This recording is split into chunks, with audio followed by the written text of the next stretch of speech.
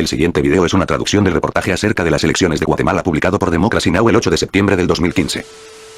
Goodman, as we turn now to Guatemala, where a television comedian has won the first round of the nation's presidential elections. Sunday's vote came just days after Guatemala's president, Otto Pérez Molina, resigned and was jailed on corruption charges. Pérez Molina's former vice president and several other close aides have also been imprisoned. Sunday's previously scheduled election went ahead despite calls for postponement. The comic actor Jimmy Morales received 24% of the vote, far short of the 50% needed for an outright victory. Sandra Torres, the ex-wife of former President Alvaro Colom, and conservative businessman Manuel Baldizon were virtually tied for second place. Just before the broadcast, Democracy Now! Reached Alan Nairn in Guatemala City, journalist, activist who's covered Guatemala since the 1980s. Guatemala has been in the midst of an uprising which has brought down the president, General Pérez Molina, and helped to bring him to jail. In just a few hours, Pérez Molina will be returning to court, where he's facing corruption charges, but he could and should later also be charged with the mass murders he committed in the countryside during the campaign of General Rios Montt, a campaign for which Rios Montt was convicted of genocide against the indigenous Mayan population. Now this astonishing popular uprising has been temporarily interrupted by an election. The election was held on Sunday. There was a mass outcry to postpone the election because it was seen as rigged from the start. Only those with backing from the oligarchy or the organized crime gangs, especially the drug dealers, have a chance in the election because those are the only ones with money. The postponement did not happen, though. The election went forward, and two candidates emerged, Jimmy Morales and apparently Sandra Torres in second place.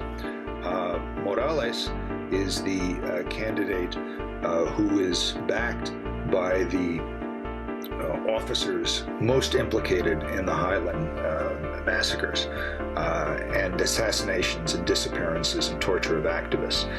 People like General Kilo Ayuso, like General Miranda Trejo. But he ran his campaign as the man who was the enemy of the establishment. He's a professional TV comedian. He's a very good, very sharp, very funny speaker. And in fact, in the race, he was the one who best articulated the case against the corrupt establishment.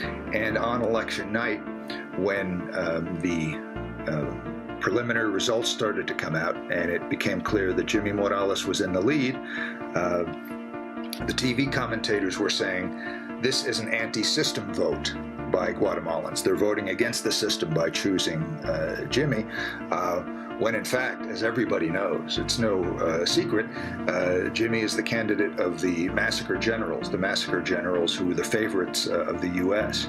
But as anyone on the street will tell you in Guatemala, these are the bitter choices that they were presented on this ballot.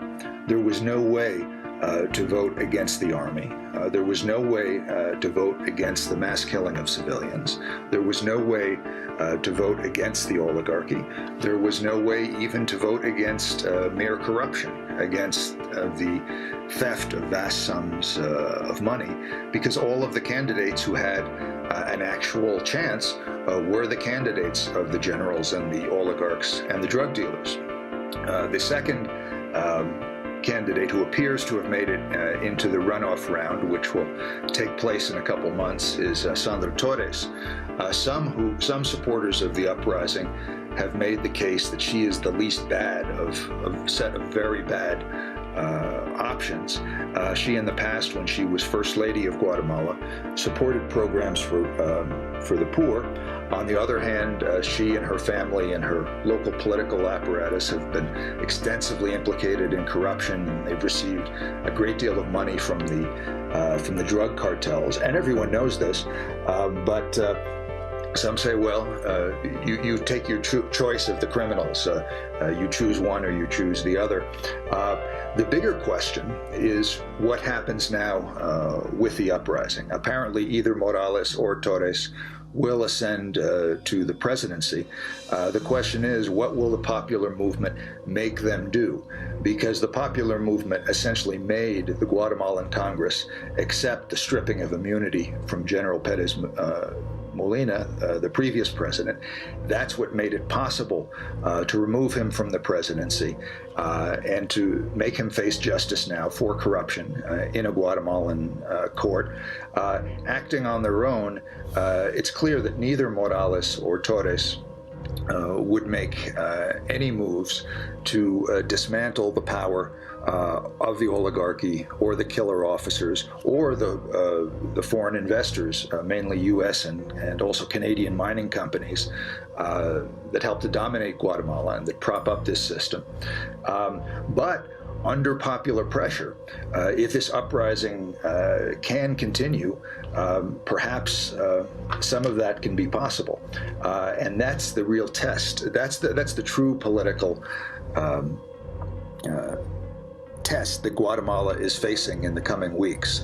Many people, I think rightly, view this election as a bit of a sideshow. Many people, I think rightly, view this election as a bit of a sideshow.